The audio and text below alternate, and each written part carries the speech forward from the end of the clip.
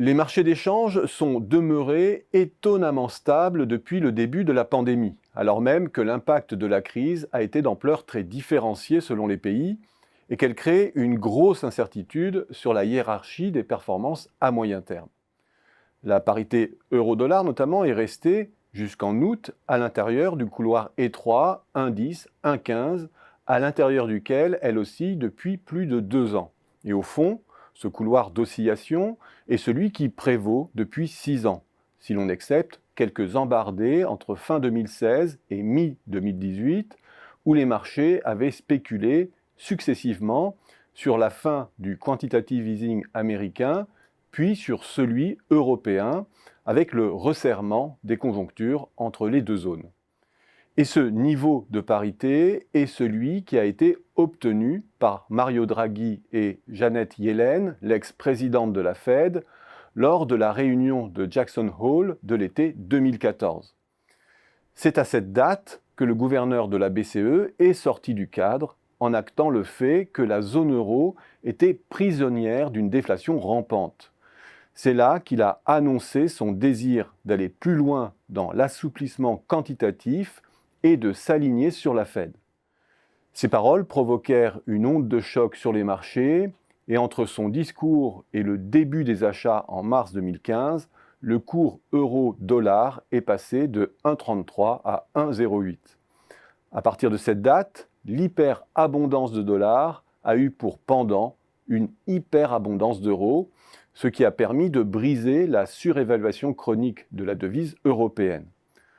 Ce décrochage mettait fin à une situation qui étouffait la croissance européenne et qui aggravait la divergence nord-sud sur le vieux continent.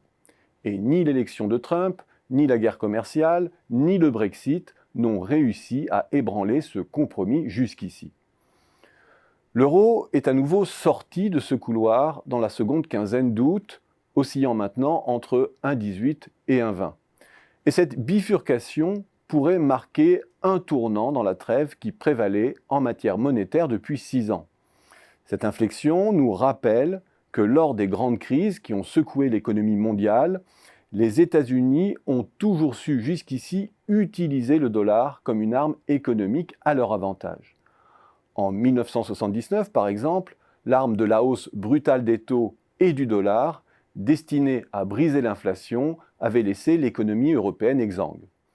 En 2007-2008, l'hyperabondance de dollars et sa dépréciation avaient écourté la crise aux États-Unis et exporté la déflation en Europe. La récente réunion de Jackson Hole confirme que la Fed est repartie à l'offensive et que face à une crise majeure, elle veut surenchérir sur le quantitative easing de la BCE. Son président, Jerome Powell, en annonçant que l'institution s'autorisait désormais à laisser l'inflation dépasser les 2% pendant un certain temps, entérine un changement de cible d'inflation qui fait rupture et qui démarque la Fed de la BCE. La Fed signale qu'elle est prête à accepter plusieurs années d'inflation élevée pour compenser plusieurs années d'inflation faible, ce qui l'autorise à jouer la partition ultra-expansive bien au-delà de la crise sanitaire stricto sensu et à tolérer un dollar faible et de l'inflation importée. Bref, un relèvement des taux est hors actualité, même si l'économie américaine rebondit et la Fed n'est pas prête à retirer les dollars en circulation.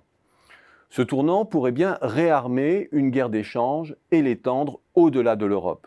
Il bouscule incontestablement le compromis coopératif de 2014 et rappelle que chaque région, face à un impact d'ampleur inédite de la crise, peut être tentée d'exporter sa déflation sur les autres, rompant la longue phase de stabilité inaugurée en 2014.